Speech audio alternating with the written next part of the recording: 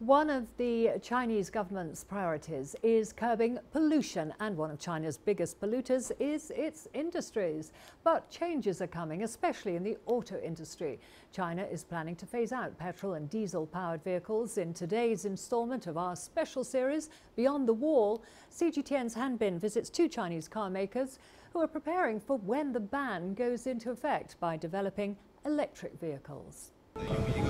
Today, we're going to look at two electric vehicle factories in a new way. China is investing in low-carbon transport to make its cities cleaner. And even in this third-tier city of Weifang, the local government has encouraged residents to buy electric vehicles. 这些都是一些充电桩，这都是政府投到市场上来的。老百姓还是习惯于他们的出行和方便。我觉得纯电动在潍坊还需要一段时间。Liu Xiangwu says EV cars in China are not profitable for the time being, but that doesn't mean auto companies should ignore the technology ready for the future market. It's often a balancing act. His company is an engine parts supplier. Its leading technology is the 880 automatic plug-in gearbox. It broke the control bottleneck of Western countries and has brought down the price industry-wide. But this advantage won't secure profits for long, as China's auto industry is going electric. 这一台就是我们新研发的插电式混合动力，这摄像机今年10月份就可以推向市场，每100公里只有2到3个油。那么常规的动力呢？常规的话应该是在10个油左右。我们这个传统的8AT 往那个新能源汽车转型当中的一些核心目标的实验，在我们有了8AT 这个基础上，并不是很困难，因为我们有这方面的经验。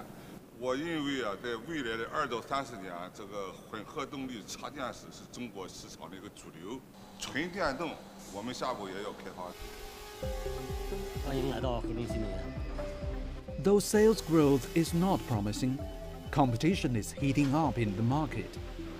This car production company is one of the latest in new energy automobiles. China is committed to having its companies at the forefront of the future of transportation. 这条生产线是14年开始启动建设，那么到今年年初的时候全部建成。建设的产能是8万台，可以针对私人用户，也可以针对这个共享出行。这个续航里程大概在300公里左右。新能源汽车很好的解决了能源消耗的问题，也能很好的解决环境污染的问题，所以这个是大势所趋。那么新能源汽车作为传统汽车的替代产品，必定会对这个汽车行业产生巨大的影响，因为动力总成的方式变了。原来是要用发动机，那么现在我们要用燃料电池。这样的话呢，我们整个动力系统变掉了，整个行业的发展发生了巨大的变化，就可以让我们和发达的国家在同一个起跑线上，再加上我们的智能互联的这个领先的这个位置，今后的新能源汽车将不单单是一个出行的工具，它会是成为一种生活的方式，可能会成为这个智慧城市、智慧交通的一个节点。前10年我们已经走到了前面，那么这会儿国家发布这个新能源汽车的这个政策呢，对企业又是一个新的挑战。但是这个挑战，企业只有跟。This transformation may go beyond saving oil or clearing the sky. 希望政府给予更多的资金支持，就希望这个用户在上这个汽车牌照的时候，和充电桩的更多的建立能够给予更多的重视。China is targeting some 2 million annual EV sales by 2020. The commitment is having a huge impact on the car industry. 既有机遇也有挑战，但是我们有信心去战胜挑战。但是绝对不能停滞不前。那个绝对不行，要不会被这个市场所淘汰的。肯定会遇到各种各样的困难，比如说这个资金的问题，比如说新技术的问题等等。但是我相信我们现在新能源汽车已经进入了快速发展的轨道。虽然我们有这么多的困难，但是相信，风雨过后肯定会见到彩虹。China hopes to clean up its act with electric vehicles. but it will take a breakthrough in range to get more Chinese behind the wheel. China's electric vehicle incentives could enable the world's biggest auto market to become the world's largest EV market. The country is still a major polluter, but is moving beyond being commercially driven. Han Bin, CGTN. Well, for more on this, we're joined from Johannesburg by Arthur Goldstuck. He is the Managing Director of Worldwide Works. Thank you very much for joining us.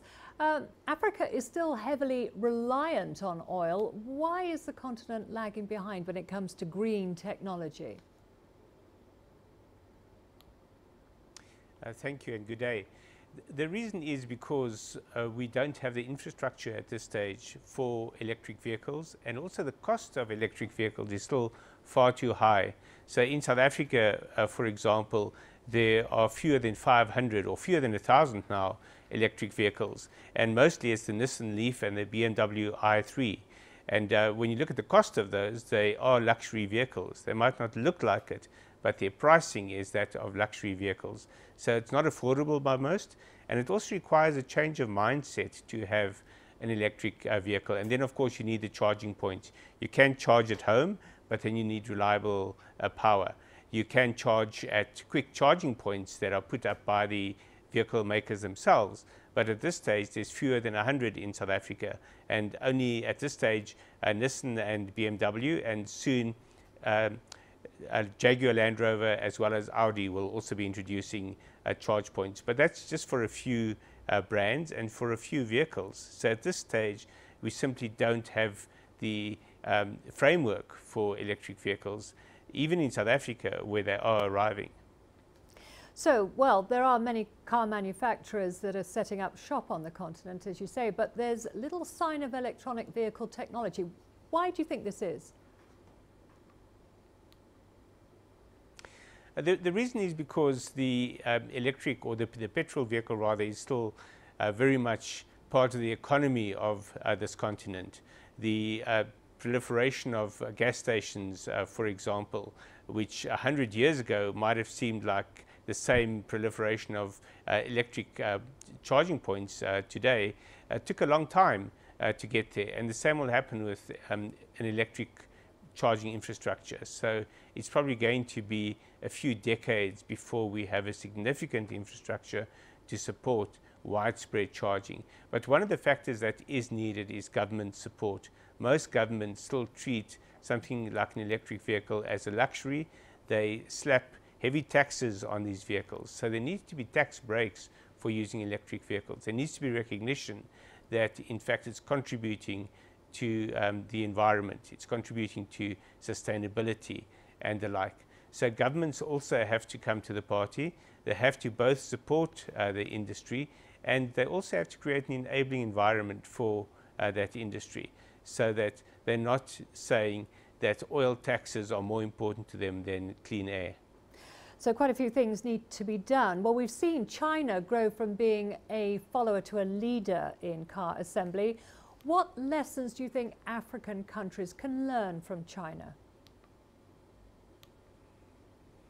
I think African countries can learn far more from China than from the United States in terms of the transition to electric vehicles, because in the United States you have only a few manufacturers making high-end vehicles, luxury vehicles. Although the new Tesla is expected to be a more affordable vehicle, in terms of affordability outside of the United States and in emerging markets, it remains a luxury purchase. It's a really high-priced vehicle. Whereas what you're starting to see in China is far lower cost vehicles starting to emerge. And Africa should be embracing the Chinese electric vehicles, in the sense that they are manufactured on a far greater scale and at far lower cost.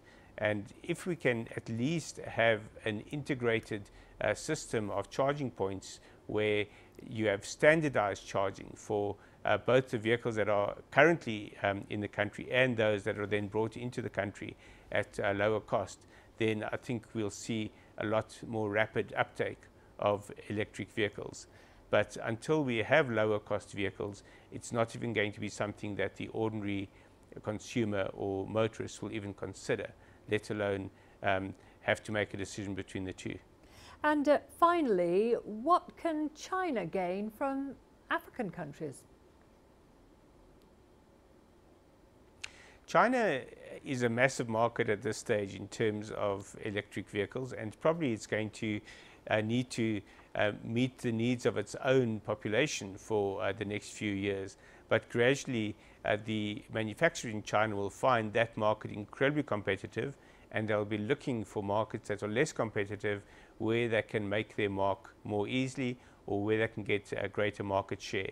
And I think Africa is the ideal market for that, because we barely have an electric vehicle market on the continent, and it's essentially ripe for exploitation, but in a positive sense, to in fact bring in vehicles that are more affordable rather than the petrol vehicles that are being brought in from other continents to Africa. Okay, thank you very much for your analysis there. That was Arthur Goldstuck there in Johannesburg on new and greener technology in cars.